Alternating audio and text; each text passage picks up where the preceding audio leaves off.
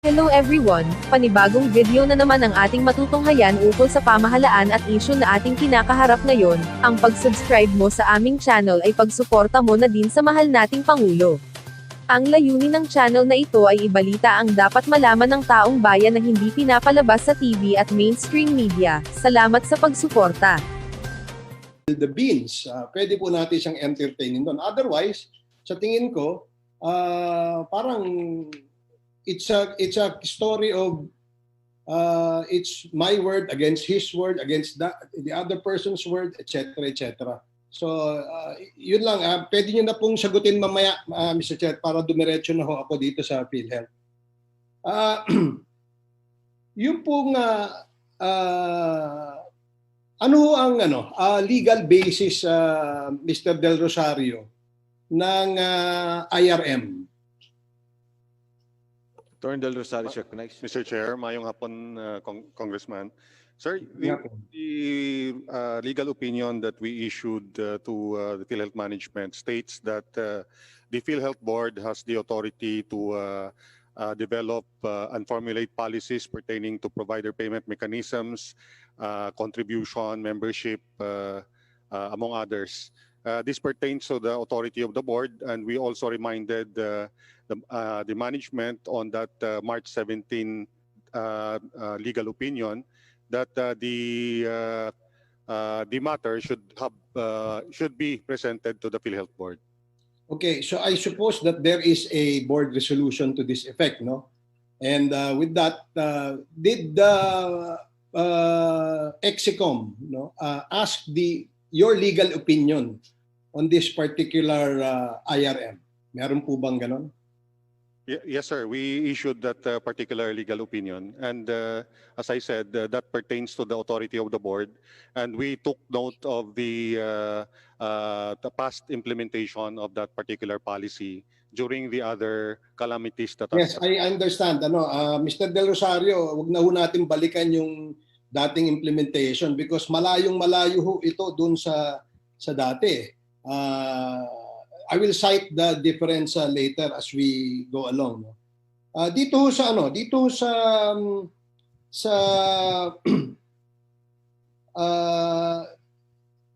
implementation ng IRM, nabanggit nyo kanina yung mga precedents, di ba? Pwede ho bang briefly sabihin nyo sa amin ano ho yung mga na-cite na mga precedents in order for you and the board and the EXICOM to come up with an IRM specifically for this pandemic, yung ating COVID? As far as I remember, Your Honor, Mr. Chairman, our legal opinion did not specify the instances where IRM policy was implemented. But to my best recollection, the IRM was implemented during the time of Typhoon Undoy, Typhoon Yolanda, the Marawi siege, and Taal volcano eruption, Mr. Chairman, Your Honor. Yeah, yun na nga yung mga basihan ninyo sa fortuitous events, di ba? Undoy, Taal, Marawi, all these things, no, that where IRM was implemented, correct? No? At itong issuances of the IRM or the implementation of the IRM before, marami kasing mga questions tungkol dun sa previous implementations ninyo dun sa IRM. I don't know if you're already with the PhilHealth during that time, no? And gusto ko lang kasing ma-clarify, can you educate me, ano ibig hong sabihin ng IRM? IRM, Mr. Chairman, based on the PhilHealth issuances, stands for Interim Reimbursement Mechanism. So very clear ho tayo doon, reimbursement. Di ba po? So reimbursement meaning, in my little knowledge of the Webster's meaning of the reimbursement is that when a service or a procurement happen, i-reimburse nyo. Babayaran nyo. Di ba? That's Mr. Chairman, that's the plain meaning of the word reimbursement. Is there any other meaning other than the plain meaning, attorney? Sir, but it was used differently by PhilHealth for this purpose. That's precisely my next point. It says IRM, reimbursement.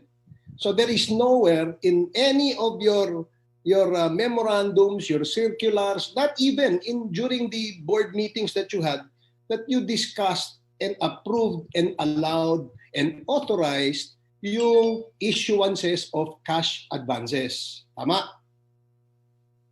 Kasi issuance of cash advances using public funds might constitute, yun nga, sinasabi kanina ni Congressman Remulla, malversation. Di ba po ba? Kasi nasa Procurement Act natin, nasa batas natin, that you can only disburse funds kapag meron na pong service na naibayad o hindi kaya meron na ho kayong nabili na dumaan sa isang proseso. Tama po ba ako doon? I understand your point, Mr. Chairman, but for the purposes of discussion and based on my understanding of PhilHealth policies, the provisions of the Universal Healthcare Act actually directs the shift to what we call prospective payment, Your Honor, and this is actually an advance payment, no? Excuse me, attorney, excuse me po, no? Itong IRM, you cannot use the universal health care. Can you cite the provision first? Kung ano yung nagsasaad doon sa universal health care na pwede kayong mag-advance dito sa pondong ito? Yes, sir. The UHC Act, I don't remember the exact provision. That's exactly my point. But Because if you know your justification and your basis, you will easily answer the committee. So, in other words, ito hong ating IRM, Attorney Del Rosario, sa aking palagay, unang-una, hindi ho ito a form of cash advance. Bakit? Kasi it is illegal for public funds to be disbursed to private entities without following the provisions of our procurement law. Diba? Yun nga, yung services rendered at saka yung mga nabili.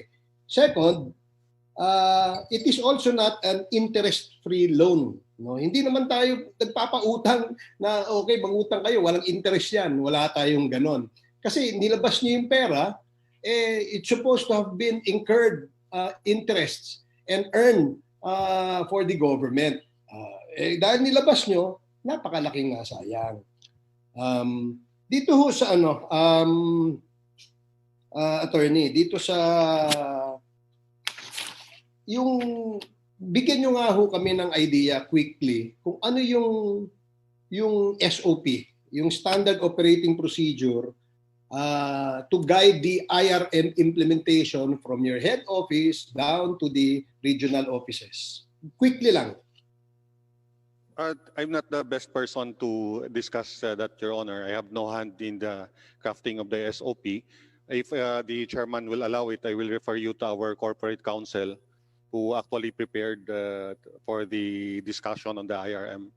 Aren't you the SVP for legal? Yes, sir. But we have a corporate counsel. The legal offices at PhilHealth is composed of 4 offices, and I only supervise one office with 4 departments. But the legal offices under the regions are under the supervision of the operations sector.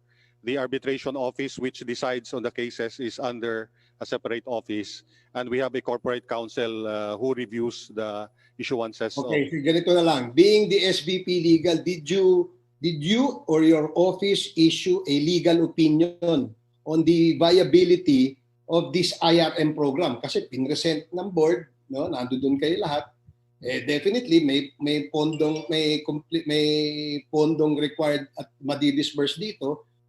Hindi ba nagtanong yung board ng inyong opinion tungkol dito? The board did not ask for our opinion, Mr. Chairman, but we provided the President and CEO the opinion pertaining to IRM that it is within the authority of the board to determine payment mechanisms. And, payment mechanisms, very clear ho tayo dyan, payment mechanisms. Pero I'm referring to advance payments.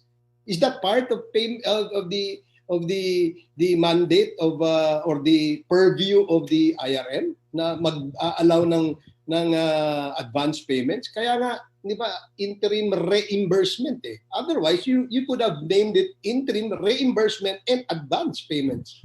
Am I correct? Yes, yes, sir. The opinion did not touch on the issue on advance payment. What the opinion stated is that the PhilHealth Board has the authority to formulate policies on provider payment mechanisms. Oh, yun na nga eh. Medyo lumalayo tayo dun sa tanong ko, attorney eh. Kasi nga, di ba, I believe that since a board has come up with that kind of a policy, ngayon, the first or the second next step is that they will ask the opinion of the legal department. Kung ito ba'y tama, ito ba'y legal, ito ba'y pasok dun sa batas at hindi ba tayo maiipit dito? Because to me, as it seems that after you disburse those funds without a legal basis, therefore, that to my mind, it constitutes a violation of the law, which is a technical malversation or malversation of funds. Kasi nga, dapat nga, bago yan niro-roll out yung mga programa, unang-unang tatanungin yung legal. Ikaw na andyan sa opisina. You could have given your opinion, oy, bawal yan, because there is a law. Am I made to believe, Attorney Del Rosario, that you agreed to the board that there is no problem, there is no violation of any law if we implement an advance payment under the IRM program? Is that correct? In my opinion, Mr. Chairman, I believe that the board has acted within its authority in the implementation of the interim reimbursement mechanism, not only for COVID but for the past instances, Mr. Chair. Yung Honorable past Barbers. instances, okay. Yes, Honorable Mr. Barbers. Chairman. Yes, Yes. Mr. Chairman. I just want to clarify, Attorney Del Rosario, I don't think the board ever agreed to the IRM being discussed now. Yung pong pinag-usapan nyo na IRM, tinitingnan ko lahat ng minutes nyo, wala namang ganyan pong usapan eh. Lahat po to COVID, lahat po to sinasabi, ilalagay natin sa mga COVID hospitals. Yung binabanggit ni Congressman Barbers, these were all, the policy was approved, but in terms of execution, nag-iba po kayo. Kasi sinasabi nyo na ngayon, pwede nang gamitin kahit hindi COVID. Tama po ba, Attorney Del Rosario? Mr. Chair, I'm not privy to all the discussions of the PhilHealth Board, but we do have members of the board present, so you can address your questions to them if you like, Mr. Chairman. Thank you, Attorney Del. Unless the Honorable Barbers would like to, andito po yung board eh, kasi parang sa akin po iba Congressman Barbers yung inaprubahan na polisiya at iba yung naging implementation. Unless Exactly. you want to here.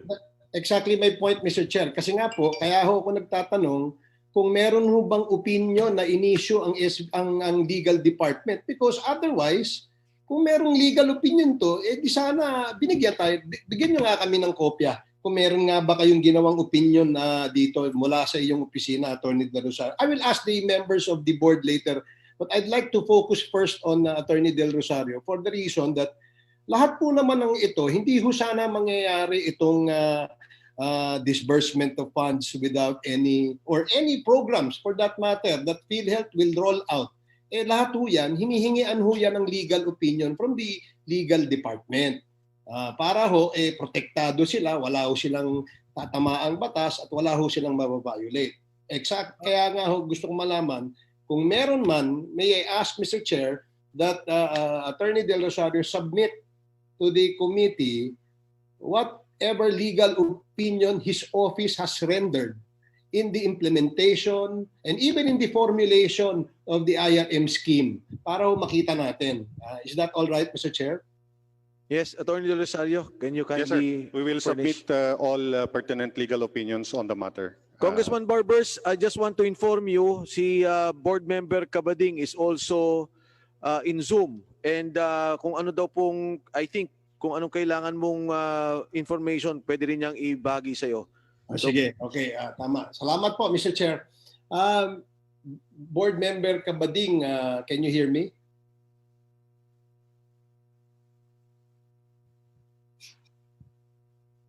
Board Member Kabading is recognized. Kasi, Mr. Chair, habang wala pa si Mr. Kabading, dun lang sa recipients ng IRM, ang dami ng question which was raised earlier by Congressman Remulla, Congressman Dan Fernandez, and Congressman Barsaga, and even the chair. No?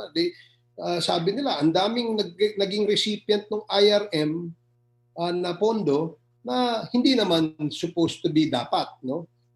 Maraming non-accredited hospitals na issuehan. Maraming hospitals with pending cases, no? Nasa office I'm sure nasa office ni Attorney Del Rosario yan. Yung mga non-hospital facilities na hindi din dapat, like dialysis clinics, etc., lying-ins, etc., etc. So, ang next ko nga sanang itatanong, meron bang special reason why PhilHealth allowed advance payments to non-credited HCIs? No? Kagaya pong mga nabanggit ko ngayon. Ewan ko kung sinong pwedeng sumagot sa kanila. Can we request Board Member Kabading to unmute? Kasi hindi ko ata siya... Oh, yes. Good afternoon po, Congressman and Congressman Mike Ripensor and Congressman Barbers. Maganda Yes nga po, Board Member Kabading. I will... Opo, para po... Mr. Kabading, can you hear me? Oh, yeah. That's it. That's good. Itatanong ko lang, you were a member of the board, di ba? Nung napag-usapan, napag-agrihan at naaprubahan ninyo yung pag-i-implement ng IRM. Tama Yes. po ba yun? Okay. So in your discussion, was there ever a point in your discussion in the board, no, that asked for a legal opinion from Mr. Del Rosario? I'm sorry, Senator. I could not remember. It's quite matagal-tagal na po. Okay, so hindi niyo po matandaan. So Yeah. That's it. Oo. Kasi nakakapagtaka nga ho, looking at the funds that were released, no, for this purpose, yung IRM, daming question sa isipan natin at ng isipan ng taong bayan. One, Yes. di ba? Maraming nakatanggap o yung mga fund recipients na hindi naman dapat, kagaya nung nabanggit ko kanina, yung non-accredited hospitals, hospitals with pending administrative cases, yung clinics, no, like dialysis clinics, etc., etc. Kaya nga ang next kong sanang tanong, meron bang special reason sa tingin nyo, sa inyong opinion lang, kung bakit itong mga HCIs na ito na may kaso at yung mga non-accredited nakakatanggap po ng pondo sa IRM? That level of releasing funds to those that have cases, myself is surprised to that because we were kept on the dark with respect to the discussion whether or not this hospital who have cases are could receive. Actually, diyan ko na lang po nalaman sa discussion na yung palang listang na mga yan include those that have cases. So, I'm just surprised as maybe as you are guys, Congressman. Okay, salamat. Kasi nga, gaya nga na nabanggit ko, parehas tayo at mga taong bayan nagtatanong, bakit naman napaka-special naman ito? Hindi ho kaya ay may mga relationships, may magiging... we will discover that eventually, Mr. Chair, no? Sa tingin ko. At dadating din tayo sa puntong yan. Ngayon, ito hong usapan ninyo sa board, no, nung napag-usapan niya na gumawa tayo ng IRM para matulungan natin dahil may instructions ang ating Pangulo na tulungan lahat ng mga ospital na mag-entertain o magti-treat ng mga COVID patients. Napag-usapan niyo ho ba doon na yung mga regulations, yung mga policies in order for the PhilHealth to make sure or ensure the public na safe po yung pera nila. Kunyari, pag nag-liquidate, pag nag-submit na ho ng kanilang billing yung mga ospital, meron ho bang polisiya ang PhilHealth na nire-require yung lahat ng mga ospital na dapat monthly meron kayong sinasubmit na periodic reports, meron kayong sinasubmit na mga mga utilization reports, etc., etc. Kasi malawak ko yung sakop itong IRM na ito eh. Yeah, yung idea of liquidation, I was also surprised because it was never discussed. How long will it take? Like they were saying, 120 days because ano daw yan, because of the COVID. But what I was another surprise though is there was a memo issued. I just forgot the number though, but it was issued making the liquidation of IRM optional. And during the board meeting, I questioned this because I thought this was really ill thought to be to issue such. Can you imagine issuing this IRM, making the liquidation optional? I don't know where did he get this idea. Where in fact releasing it by itself, it's a government fund, but that's just automatic that has to be reimbursed. And the fact that this one is happening makes that yung kwento na favoritism, yung kwentong binigyan na hindi naman COVID referral hospital, the money that were given to them might be the making it a room for them to maneuver dahil down sa issuance of making it optional. Yes. Because originally, if you thought if it is COVID, it should be COVID. And why you are giving it to non-COVID? Now you will issue a memorandum making it optional. Where did you get that idea? Tama. So, these are things in the board that I'm so surprised with. I absolutely agree with you, Mr. Kabading. No? Kaya nga, Mr. Chair, no, dito sa usapin ng IRM, very clear no, that there was, in the implementation of this, nakita natin na marami talagang questionable. And including dun sa disbursement, including dun sa recipients, maraming butas itong kaya nga makakasagot ho nito if indeed there was really an opinion, a legal opinion from Attorney Del Rosario, then we want him to submit to the committee so that alam natin that from the beginning, the people that should implement IRM are already aware of the possible violations if they do not comply with the provisions of any existing law, Mr. Chair. So obviously, yung IRM, malaki ang problema po dito. I will not anymore belabor yung IRM. But kasi kanina ko pa napapansin, also in the last hearing, itong si Dr. Vic Vargas. Tanong ko lang ho, ano ho bang Dr. Rusha, di ba po, Mr. Chair? Yes. Correction, Honorable Barbers, it's not Dr. Vic, but Dr. Ish Pargas. I'm sorry. Medyo kakapanood ko lang ho nung pelikula ni Pugo tsaka ni Tugo kanina. Naalala ko lang. Sorry. Dr. Pargas, may I know if you're a doctor, ano pong specialization nyo? Yes, Mr. Dr. Pargas. I'm a general practitioner, sir. So, general practitioner. It seems that in all your answers to the questions of the members of the Senate and members of the House, parang kayo ho yung kayo yung gumagawa nung mga package o pakete dun sa case rate policy, di ba? Parang kayo nagde-determine magkano yung dapat ibayad, ano yung range, no? Kayo yung nagde-determine kung ano yung klase ng mga sakit na dapat masama dun sa pakete.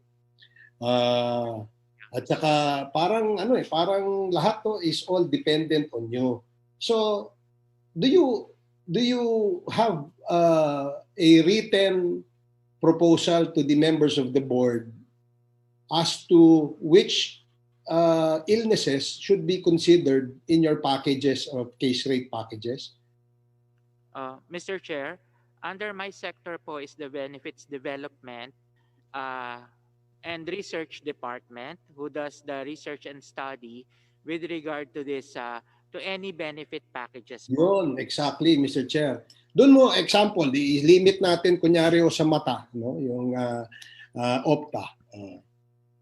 Kayo ho ba nag-determine na yung isang mata ay magkano ho ba yun? 16,000, Mr. Chair.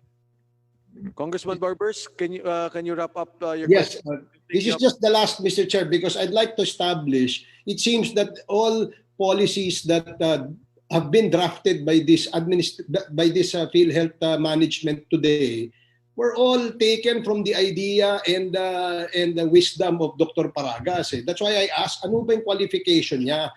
Has he ever done an operation or a surgery? Hindi pala, general medicine.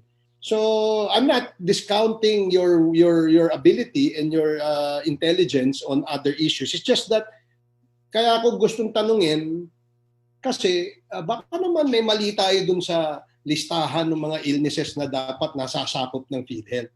So yun lang, Mr. Chair.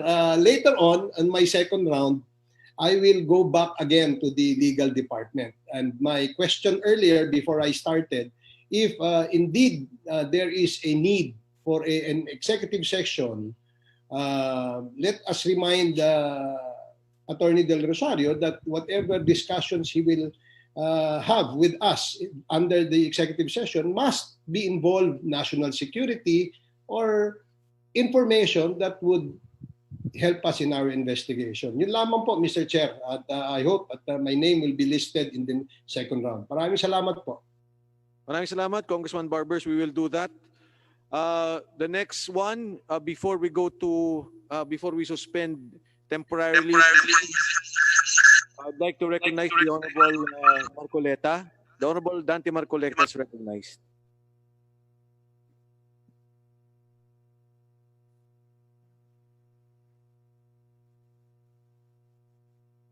Kindly unmute, Congressman Marcoleta.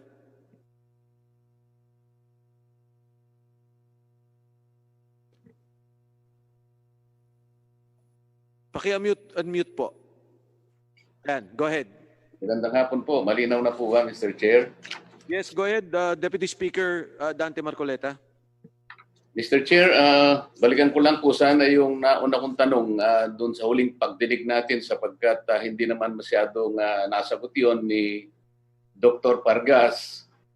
Yun po yung tungkol doon sa paano po natin makukuha uli yung pera na sobra doon sa naibayad natin sa isang HCI sapagkat yung kanilang binigay na serbisyo sa isang pasyente ay hindi naman sakto doon sa ibinigay na pera ng PhilHealth. Halimbawa nga po, kung ang sakit ay pneumonia, 15,000 po yun, pagkatapos ang serbisyo ay 10,000 lang. Ang tinatanong ko po, sino po yung makikinabang doon sa sobra na 5,000 pesos? Napaka-importante po kasi noon, Mr. Chair, at yun po ay hindi nasagot na mabuti kung sinong makikinabang noon at kung yun ba ay makukuha pang pabalik ng PhilHealth. Dr. Pargas. Mr. Chair, ang makikinabang po nito ay ang ospital upang again tumugon po doon sa mga pangangailangan upang lalo pa pong mapag-ibayo yung paggamot ng ating mga pasyente. Kaya ito po yung disenyo ng ating provider payment mechanism na kung saan, yun nga po na kung merong pagkukulang or kung may labis, dapat po yung labis ay makakatulong doon sa pagkukulang na ibinabayad po natin. Mr. Pargas, yung pong sagot ninyo ay sobra-sobra dahil sa binayaran naman po natin yung ospital. Wala po siyang maisisisi sa PhilHealth sapagkat yung serbisyong kanyang ginawa sa pasyente ay binayaran ninyo. Hindi kailanman tungkulin ng PhilHealth na yung sobra na yon ay gagamitin pa rin niya para sa kanyang sariling kapakanan. Hindi natin naman alam kung paano niya gagamitin yon para sa kapakinabangan ng ibang pasyente. Sa mga tweet, gumawa po kayo ng assumption na hindi kaugnay ng inyong tungkulin. Ang tungkulin po ninyo ay alagaan po ninyo ang pera na ipinagkatiwala sa inyo ng ating mga mamamayan, particular na po yung mga miyembro ng PhilHealth. Hindi kailanman ay aayunan ninyo ang benepisyo para sa ospital. Sa mga tweet, Mr. Chair, ang sinasabi nila rito, Ibinigay na lang nila na basta ganun sa ospital yung sobra na bayad sa PhilHealth. Mr. Pargas o Dr. Pargas, kung yung PhilHealth po ay isang private business na kayo po ang may-ari, at ang sistema po ng ACR o yung all case rate ay inyong nabili mula dun sa negosyong nauna na kayo na po ang bagong nagmamanage at nagme-may-ari, hindi po ba nyo papalitan ang sistema niyan? Mr. Chair, sa Dr. ngayon Vargas. po, yan po talaga ang ating direksyon, ang pagpapalit po sa panibagong pamaraan ng pagbabayad sa ating mga facilities, at yan po ang ating pinag-aaralan sa ngayon. Pinag-aaralan pa lang ninyo, Dr. Pargas. Hindi ba yan ay nagsimula kayo 2012? Yes, Mr. Chair. Dr. Pargas, nagsimulang implement ninyo yung ACR o yung all case rate 2012 pa. Ang tinatanong ko sa iyo, yung naibayad nyo ng sobra-sobra sa napakaraming na mga hospital, ngayon lamang natin nakikita sapagkat sa kanyang kabuuan ay hindi na katanggap-tanggap sapagkat parang nakita namin napakalaking kontrobersya ang ginawa ninyo. Hindi pala ninyo nasisinop ang pera na ipinagkatiwala sa inyo ng mga miyembro ng PhilHealth. At ngayon sasabihin ninyo sa amin, ngayon pa lang ninyo pag-aaralan